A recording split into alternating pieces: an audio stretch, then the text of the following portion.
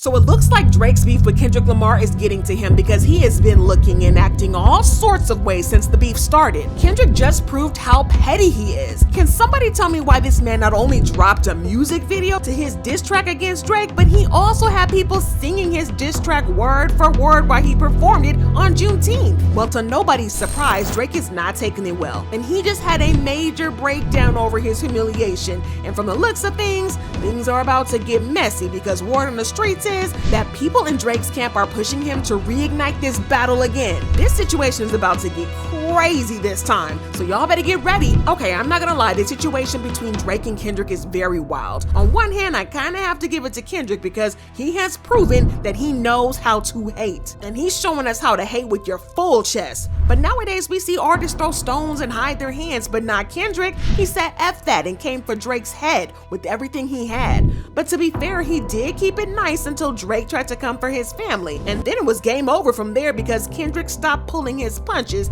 and dragged Drake for filth. Y'all, I just know that Drake is somewhere crying and about to throw up, wishing that he never even started this beef with Kendrick and took the J. Cole route because he is constantly getting ate up online. He was trying to hold his own against Kendrick until Kendrick dropped Euphoria, and it was just game over. At some point, fans were worried about Drake's mental health because he appeared to be spiraling real bad over this. So let's get into the drama right from the very start. For those of you who haven't been following it from the beginning, it seems like this drama just blew up out of the nowhere and it became chaotic.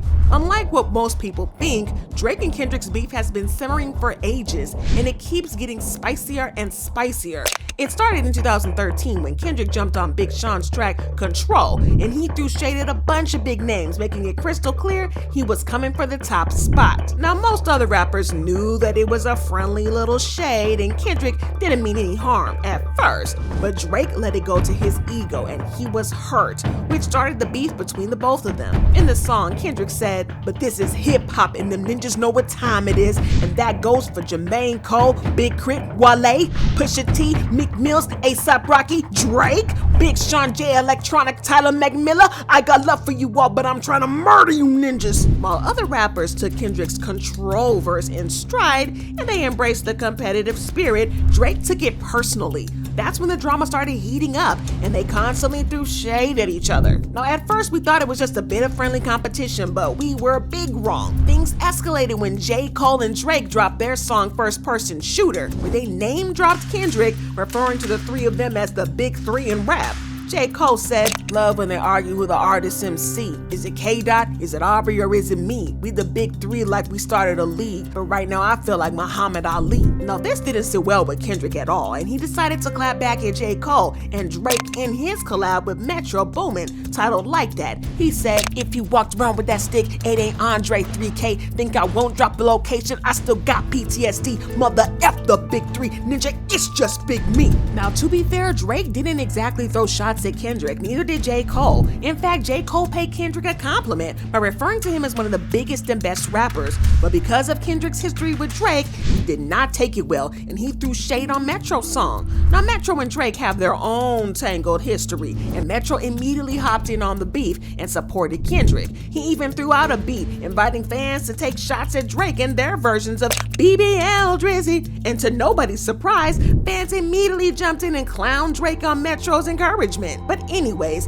Drake wasn't about to let Kendrick have the last word, not without putting up a fight. He fired back with not one, but two diss tracks aimed straight at Kendrick with push-ups and tailor-made. Maybe he thought he had the upper hand because Kendrick took a while to respond. And to be honest, for a while it did seem like he had the upper hand, but that changed fast when Kendrick came back swinging with Euphoria, a 6-minute masterpiece of lyrical destruction, and he ate Drake up. But Kendrick wasn't satisfied with just one knockout punch because he followed it up with 616 in LA, and let me tell you, he went savage with this one. He spilled some nasty secrets about Drake and his camp, exposing molds and traitors and painting Drake as the bad guy who throws money around to get dirt on Kendrick. It was messy, and Kendrick definitely got the upper hand with his diss track. Drake tried to get his lick back at Kendrick then because my mans wasn't about to look like a coward in front of the world, so So he dropped another diss track titled Family Matters, and we kinda gotta give it to him, he tried to hold his own. He called Kendrick out as a hypocrite, making some serious allegations about Kendrick's personal life, like how he compared Kendrick's relationship with his fiancée Whitney to the messy relationship of Whitney Houston and Bobby Brown, accusing Kendrick of allegedly putting hands on Whitney. It was a low blow, but hey, all's fair in love and rap beef, right? Well, he also accused Kendrick of being an absentee father, saying, on some Bobby-ish, I wanna know what Whitney need. All that puppy love was over in your late teens. Why you never hold your son and tell him say cheese? We could've left the kids out of this, don't blame me. Again, Drake did a thing with this because there have been allegations that Kendrick and Whitney's relationship was toxic. Kendrick even admitted to this in his song Mother I Sober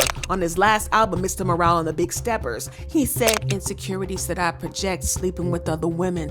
Whitney's hurt, the purest soul I know. I found her in the kitchen, asking God, where did I lose myself and can I be forgiven?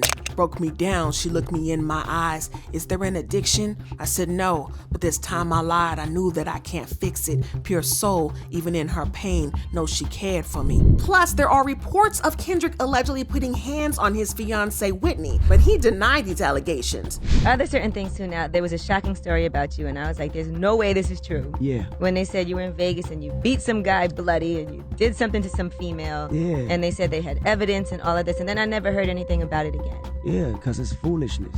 That's the most ignorant stuff I've ever heard made up.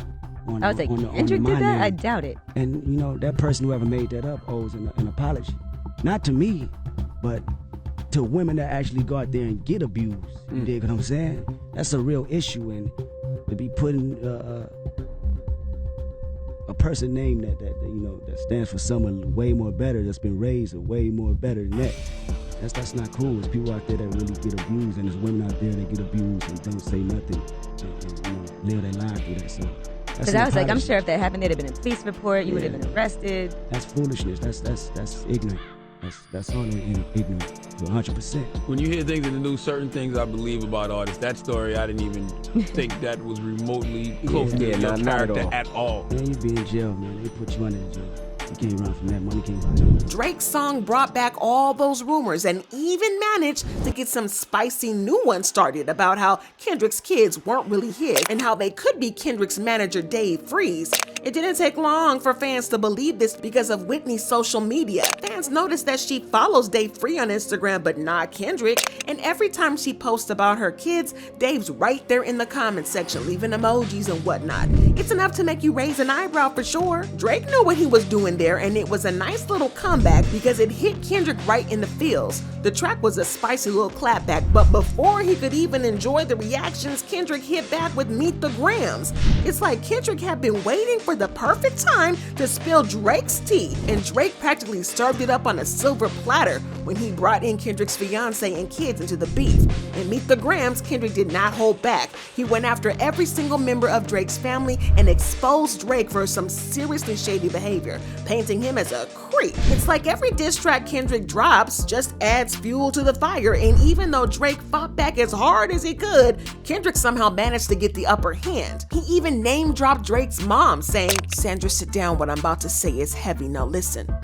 Your son's a sick man with sick thoughts. I think ninjas like him should die. Him and Weinstein should get effed up in the cell for the rest of their life. He hates black women, hypersexualizes them with kinks of an info fetish, grew facial hair because he understood being a beard just fit him better. I got sex offenders on Hovio that he keep on a monthly allowance. And the child should never be compromised, and he keeping his child around them. And we gotta raise our daughters knowing there's predators like him lurking. This was another major clapback because it built on the existing whispers of Drake's shady behavior around girls like Millie Bobby Brown. She was just 14 when she mentioned how she and Drake were texting a lot, and he was giving her advice about boys. That gave people the creeps because Drake was a grown man in his 30s who was talking to a 14-year-old about dating. It definitely raised some eyebrows and sparked conversations about appropriate boundaries. What about your relationship with Drake? Tell me about your friendship. How did this all come about? I love him. I met him in Australia, and he's honestly so fantastic and a great friend and a great role model. You know, we just texted each other the other day, and he was like, I miss you so much. I was like, I miss you more.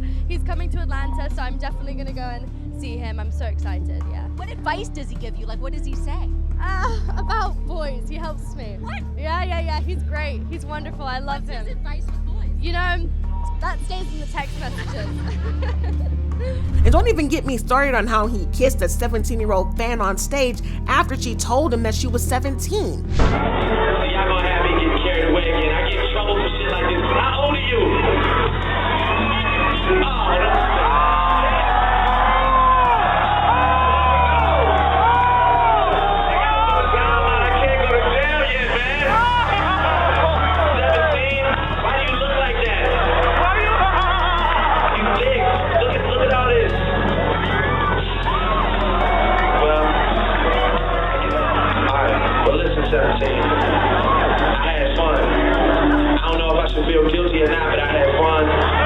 The way your breast feel against my chest and stuff. I just want to thank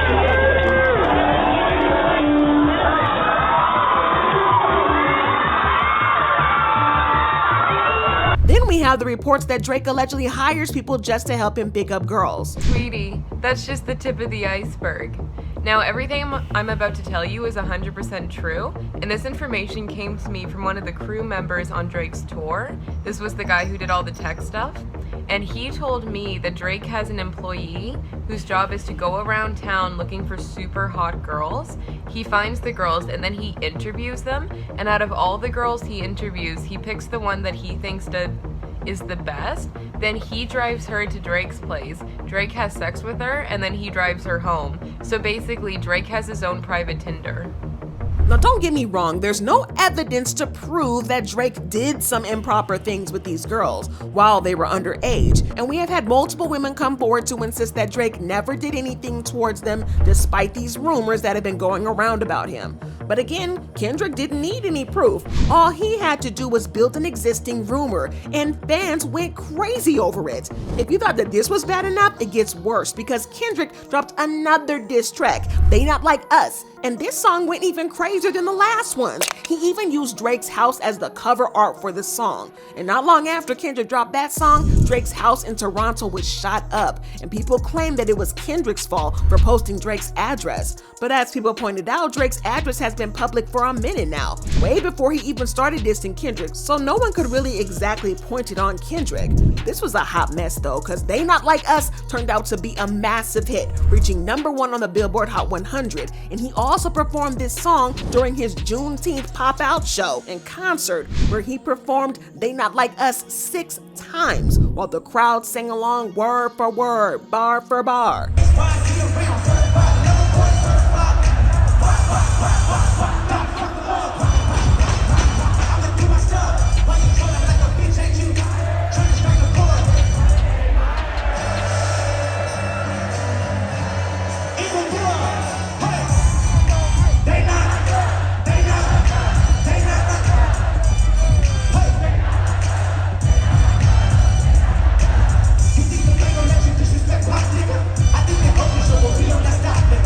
Kendrick was petty as F, and that's more than enough to tank a person's mental health.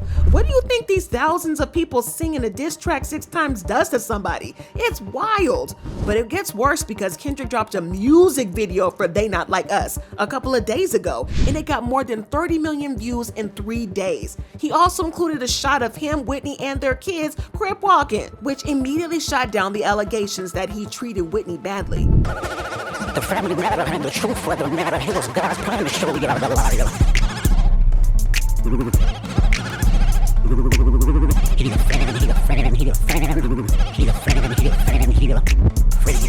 At this point, fans were starting to feel bad for Drake because Kendrick just kept eating him up. Plus, Drake has been hinting for a while that his mental health isn't exactly in the best space, like when he posted this video on his Instagram stories. This is criticism. Maybe I do. But when you die, will people notice? Well, I know there will be a lot of memories of me by a lot of people. Many will hate me, even so. A person needs to live with vigor. Otherwise, was born.